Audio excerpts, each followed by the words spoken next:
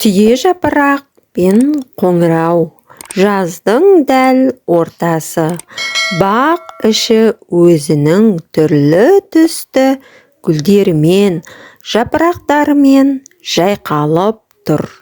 Самал желге ырғалып, әр өсімдік тербеліп тұр. Бақ ішінде қоңырау, түйе жапырақ шөптері өсіп тұрады. Күн өте келе қоңыраулар сыңғырлы дауыстарымен бақ ішін тамылжыта күйге бөлейді. Оны көріп тұрған түйе жапырақ әбден қызығады. Қасына келіп тыңдап, әдемі әуеніне қанық болады. Екеуі ажырамас дос болып кетеді. Түйе жапырақ, сен өте әдемсің, сыңғырлы даусың бар. Мен сен сияқты сұлу емеспін. Туғанымнан жапырақтарым өте ұсқынсыз үлкен дейді. Оның айтқанын тыңдап тұрған қоңырау, жоқ, түйе жапырақ, сен өте әдемісің.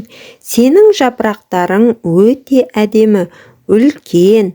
Сен кішкентай жәндіктерге көлеңке сыйлайсың дейді. Бірде күн күркіреп, найзағай ойнайды. Жаңбыр жауып, жердің бәрі көл-көсір су болып кетті. Түйе жапырақ одан да үлкен болып өседі. Қоңыраулар мен кішкентай жәндіктер түйе жапырақтың астына кіріп, жапырақтарының астына паналайды. Жаңбырдың тоқтағанын күтіп, күн ашылғанда барлығы үлкен түйе жапыраққа алғыстарын білдіреді. Қоңырау, міне түйе жапырақ, сен қандай батырсың, барлығымызды жаңбырдан аман-есен құтқарып қалдың.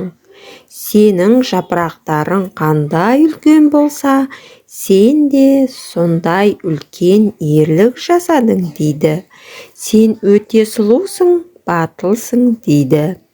Істеген көмегіне өте риза болған түйе жапырақ өзінің сұлу екеніне сүйсініп, бақытты екенін сезінеді.